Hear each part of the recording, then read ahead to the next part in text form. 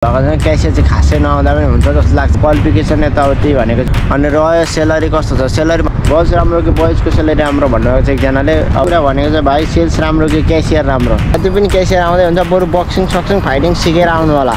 अरू फुटानी लगाएको चाहिँ होइन, रिस पोख्ने कहाँ क्यास काउन्टर। कम्प्युटरको नलेज हुनुपर्छ कि हुनु पर्दैन भन्नु। So hey guys welcome back, स्वागत छ तपाईँ सबजना मेरो नयाँ भिडियोमा। New day new video. धेरै दिनपछि भन्दा पनि यो धेरै दिन भन्ने बानी भन्दा भन्दै धेरै दिन भइसक्यो है। अन्त आयो तपाईँहरू सबजना सन्चै हुन्छ होला, म पनि एकदम सन्चै छु। अनि म चाहिँ आज अलिकति यो भिडियो चाहिँ अलिकति इन्फर्मेटिभवाला हुनेछ, किनभने योभन्दा अगाडि मैले भिडियो बनाएको थिएँ एउटा क्यासियरको बारेमा अलिकति भन्दै थिएँ। अनि त्यो भिडियोमा चाहिँ धेरैजना भन्दा पनि धेरैजनाले माया देखाउनु भयो, त्यो एकदमै राम्रो छ। यसरी नै माया देखाउँदै गर्नु होला, धेरै धेरै धन्यवाद। ढोक दिया है।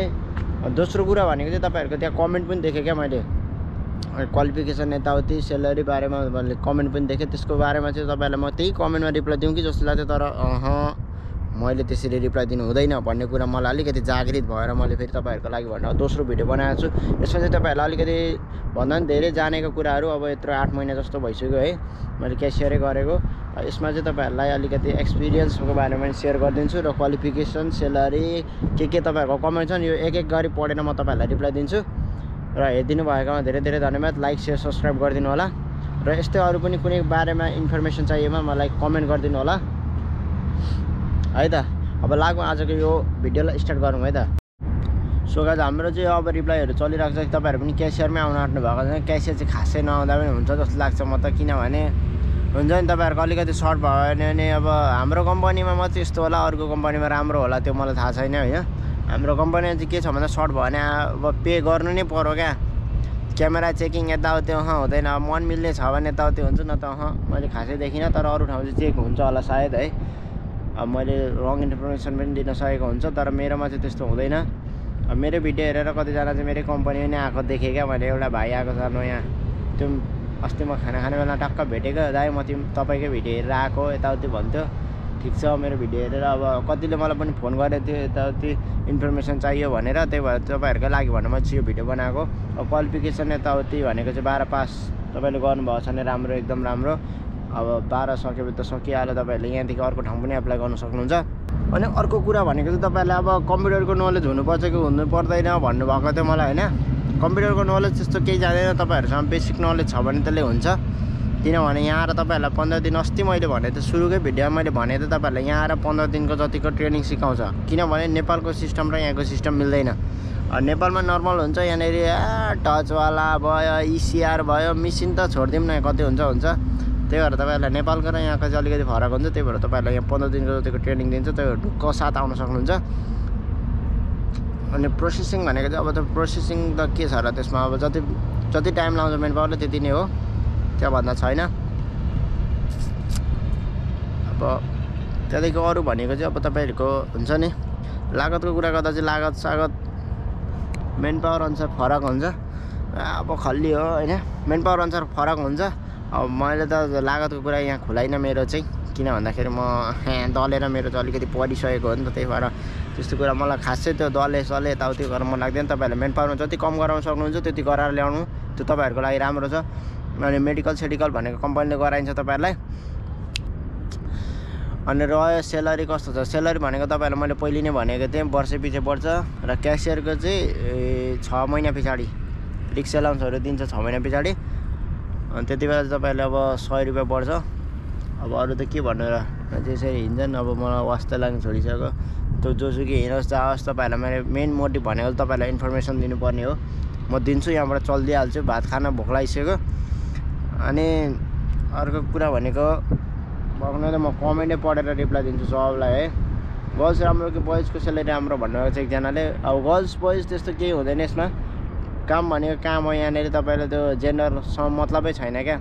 तपाईँ बिरामी हुनु यताउति हुनु, त्यो केटीलाई फर्स्ट प्राथमिकता दोस्रो प्राथमिकता भन्ने हुँदैन यहाँ गल्फमा। किनभने यहाँनिर तपाईँहरूलाई काम हेर्ने हो, तपाईँको त्यो को के इमोसन हेर्ने नै होइन क्या, चेक हुँदैन तपाईँहरूलाई।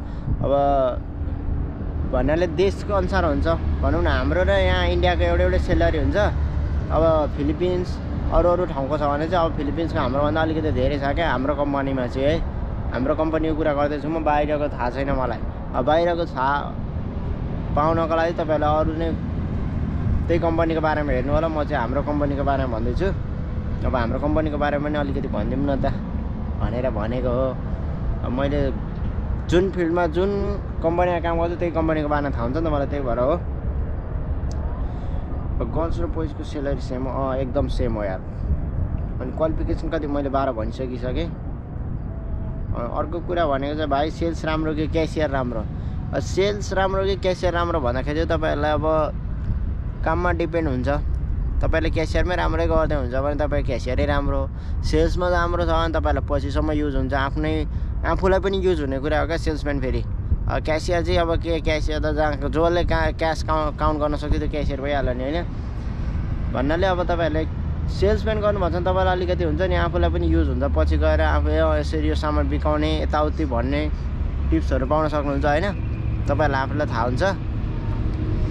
अनि त्यही हो क्यासियर त त्यही हो। अब क्यासियर पैसाको लागि ठिकै हो, सर्टहरू आयो भने आफै पे गर्नुपर्छ। सेल्सम्यानमा त्यस्तो छैन, ढुक्कसँग काम गर्ने, बिग्छ नबिग्दैन सेलेरी आइहाल्छ। त्यति भयो। तिमी क्यासियर अनि फ्रोजन आइडियामा तिमी क्यासियर अनि फ्रोजन आइडियामा कसरी यो कमेन्ट चाहिँ मेरो पुरानो कमेन्ट हो। त्यसमा चाहिँ मैले रिप्लाई गरेको थिइनँ किनभने म अलिकति बिजी थिएँ, त्यही भएर मैले कमेन्ट केही हेरेको थिइनँ। त्यही भएर पाएको थिएन। लौना बजार यसरी मान्छे यहाँ वाकिङ गर्छन् क्या, सो मलाई अब खासै मतलब छैन। म आफूलाई अब लौना ब्रदर एकाउन्ट सेलको चाहियो यो जब भनेर चाहिँ। एकाउन्ट सेल भनेको मैले अलिकति बुझिनँ। तपाईँको कमेन्ट राम्रोसँग गर्नु होला कमेन्ट होइन, किनभने अब कमेन्ट तपाईँले गर्नु खोजेको एकाउन्ट राम्रो कि सेल्सम्यान राम्रो भन्न खोज्नु भएको हो कि मलाई एकाउन्टेन्टको चाहियो भन्न खोज्नु भएको हो कि? अब एकाउन्टेन्टको चाहिँ भन्नुपर्दा मसँग खासै एक्सपिरियन्स छैन। अब एकाउन्टेन्टको बारेमा त के भन्ने हो र, क्यासियर एकाउन्टेन्ट सेम पनि होइन। एकाउन्टेन्ट भनेको त सबैको एकै ठाउँ हेर्ने होला नि त होइन। एकाउन्टेन्ट भने क्यासियर चाहिँ अब हुन्छ नि जहीँ तहीँ काउन्टर हुन्छ, त्यस्तो केही हुँदैन। मलाई चाहिँ त्यस्तो लाग्छ। मेरो अलिकति त्यसमा खासै थाहा छैन मलाई।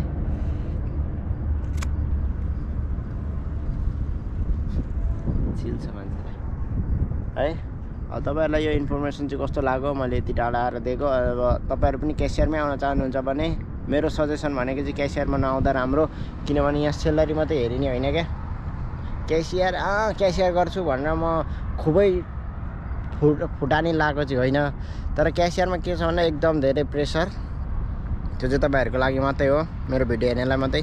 एकदम धेरै प्रेसर, कस्टमर रिसाएर परदेखि सामान नभेटेर प्राइस धेर भएर भौतारेर आउने ठाउँ कहाँ क्यास काउन्टर, रिस पोख्ने कहाँ क्यास काउन्टर।